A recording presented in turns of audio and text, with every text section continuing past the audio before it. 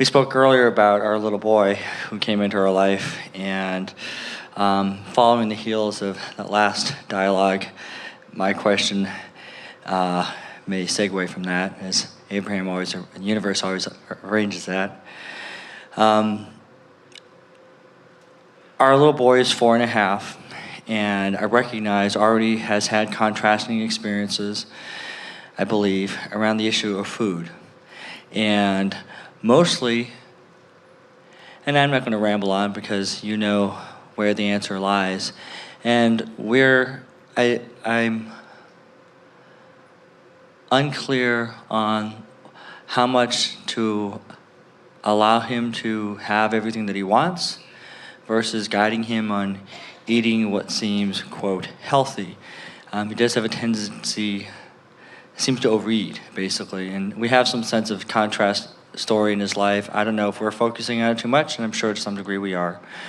But I don't know where my role is, or our role is, in helping him with that. Here's the thing in general about your new relationship.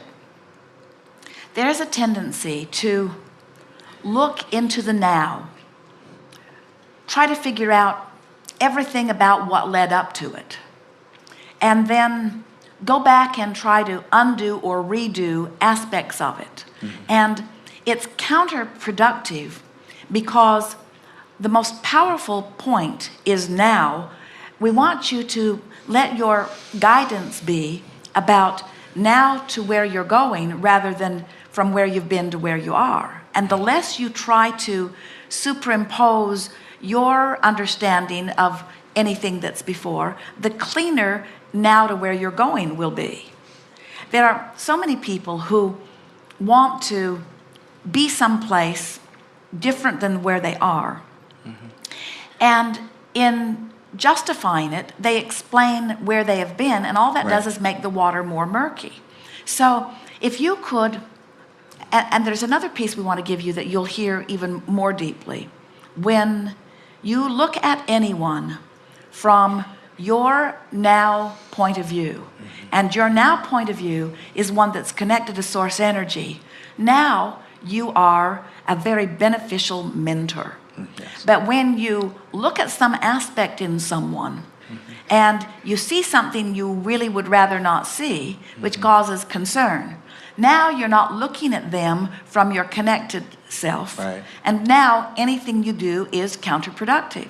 So the answer to your question, no matter what the subject or issue is am I addressing this from my connected point of view? Right. And if you are, then the inspiration will flow out of you, and anything you say will be beneficial. And if you're not, if you see something broken that you're trying to fix or correct, now it's counterproductive, and you won't feel good while you're doing it.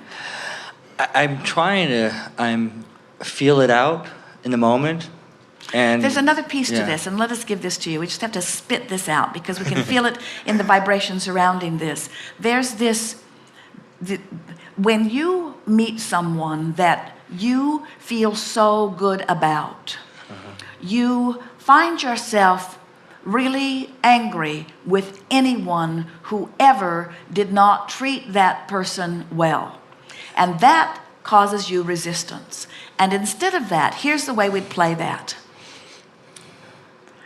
If the parents of this child had been tuned in, tapped in, turned on, this child would not be available to you. True. True. So bless those rascals.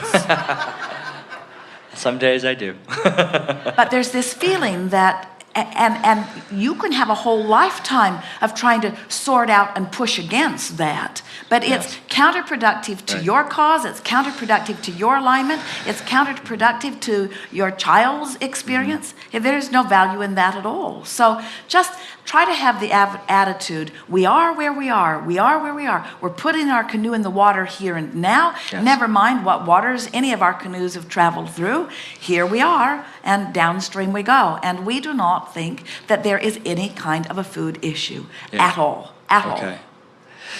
Can I, so in the moment, and the times I'm trying to feel my way through the moment, and I get this, I feel apprehension about it's letting him have everything that he desires, which is too much, and feeling Well, now, like I wait just a should second. limit We it, have so some I'm not feeling questions for right. you. Have you decided to assume the role of his guidance?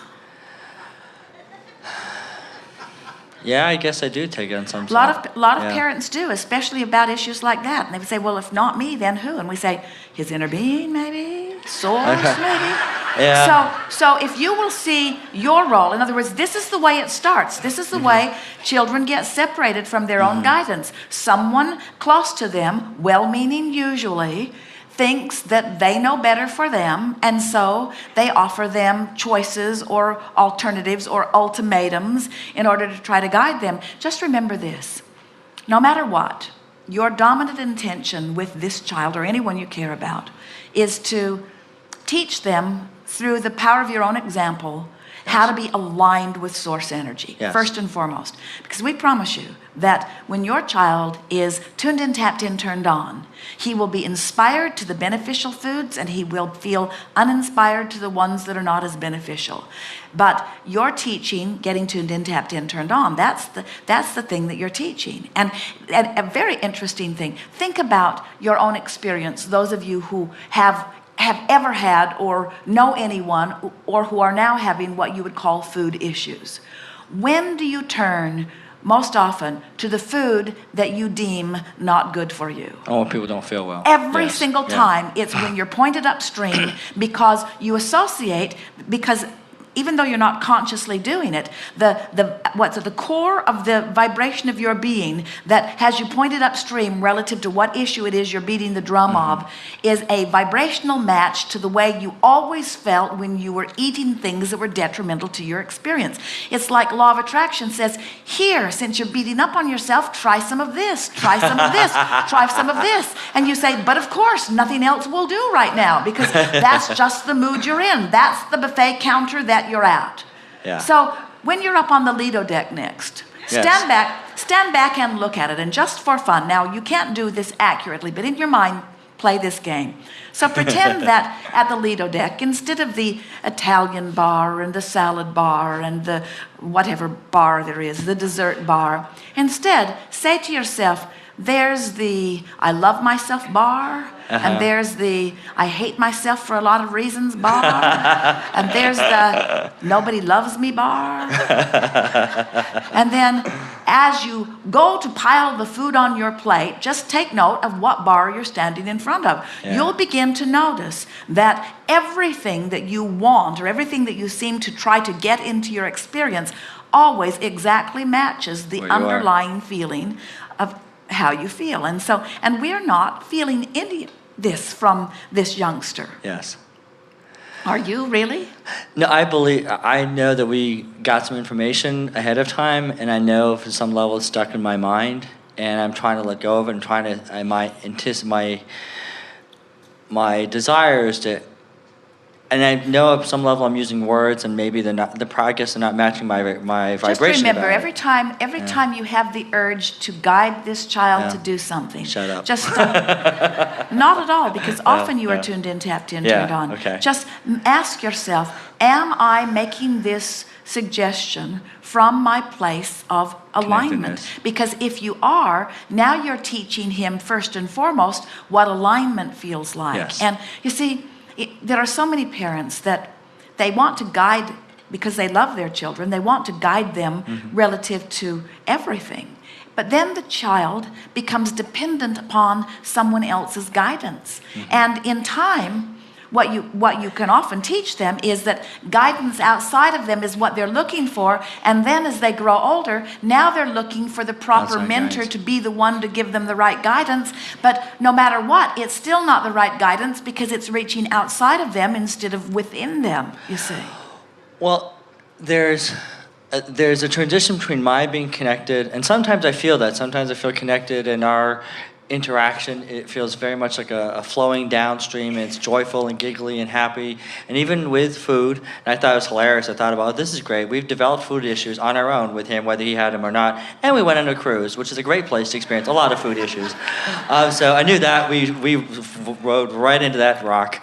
But here's the thing that we want you to hear that we don't think you're hearing. You have all kinds of things in your society where you decide this food is right, this food is right. Jerry and Esther eat with their dear friend who eats nothing that has any animal products in it at all, and they don't know how she stays alive. And yet she does extremely well. It's not right or wrong what she is doing or what they are doing or what in the wonderful restaurant, the man brings the big meat cart by, and they all listen sort of kind of politely to what he's having to say, even though they have no intention ever of ordering any meat. And Esther finds herself trying to look interested in all of this stuff that she has no intention whatsoever of ordering. And what we're wanting you to understand is that the food and what you eat or what you do not eat is far, far, far, far, far down in relevance to what I'm doing vibrationally, how I'm doing in my alignment with energy. When you deal with alignment of energy, everything else falls into place. And there's this new thing that's swept over you. Now, we know that you're mostly tuned in, tapped in, turned on, but it is a huge adjustment to have someone with that many ideas and that much energy and that many interests in things that truly don't interest you, now smack dab in the middle of your life. In other words, you want to say this is a totally downstream experience, but it isn't. It's disruptive to you. You have far less freedom than you once had. All kinds of things are beginning to bubble within you. You are less in alignment today than you were before this one came to live with you, because the contrast is greater. There's more adjustment for you to make. It's an opportunity for all of you to figure out what's downstream and what's upstream. That's really all you've got to do. It's far more important. For example, so let's say that you're looking at this little one and you see him seeming to be ravenous about eating something that you would rather that he did not eat. Let's say it's something that you've decided isn't even all that healthy, and he seems to really like it, and he doesn't just want a little of it, he wants a lot of it. And he's eating it, and you're thinking, oh, it's so much sugar, he's going to get so hyper, or oh, it's this or that, all of the reasons that you think he should not eat it. And so now you're watching that, and you're feeling discomfort, and suddenly you realize you're upstream. Now, the tendency is, in that moment, to say, if I were a good parent, I would step in here, and I would offer some measure of control about that, and I would teach some moderation, or I would guide. And we want to say, that's the point that we want you to stop and say, if I were a really good parent or mentor,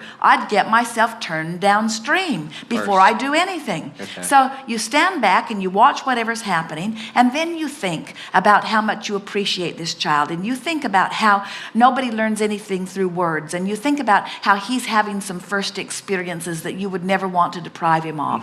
And then you watch the glee with which he's enjoying whatever it is that he's enjoying, and you think about the abundance of this environment and how you're looking forward to teaching him all the subtle nuances of food, and how you want him to come to appreciate food and its vibrational nature in the way that you've learned it. But meanwhile, these are baby steps, and you remind yourself that he is for the most part tuned in, tapped in, turned on, and that the cells of his body are dealing with whatever he's taking on, and that he is thriving, by far thriving, and that this is just not a big issue to him, and it does not need to be to you. And just with some conversation, certainly by the time he's eaten that pile of whatever it is he's eaten, you will have turned yourself into vibrational alignment with who you are.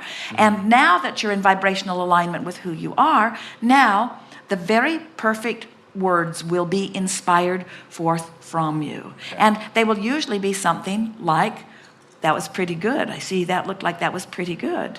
And how did you like that? And listen to what he says. And if he says, it was all right, then say, well, I'm looking forward to you finding things that are an even better match for you. And if he says, I really liked it, then you say, good for you. In other words, you're looking for reasons to compliment him. You're looking for reasons to explain to him that he's making good choices. You're not looking for reasons to explain that he's making bad choices. A mentor, even the most well-meaning mentor in the world, who's pointing out the wrong choices of the people that you're mentoring, is someone who, first of all, is pointed upstream while you're pointing out the choices, and you inspire them to not have confidence in themselves. themselves. We would far rather that you complimented him on his bad choice than that you condemned him on his bad choice, because your compliment aligns him and your condemnation doesn't align him, and his choice is irrelevant. You see what we're getting at? Okay. He's in his own boat. Yeah. You don't get to get in his boat. That's right. And That's you right. don't get to choose the food for his plate. Yeah. And most of all, well, we can feel how much you want to be an uplifter. And we know there are parents all over this planet that when they hear this are going to take some issues with it. Because parents, one of the flawed premises that parents often approach their children is that I'm older and wiser and you're younger and dumber. And the child doesn't see it that way. Yeah, the child yeah. says, I'm younger and more aligned, and you're older and misaligned. And the child says to himself often, when he prays at night, God, why does this misaligned one get to make all the rules? And the answer is, all the rules come from a misaligned point of view. Yeah. Those who are aligned just follow instinct. Those who are aligned just follow impulse. Those who are aligned just follow inspiration. Those who are aligned are aligned. Inspired. Yes. Inspired. Thank you very much.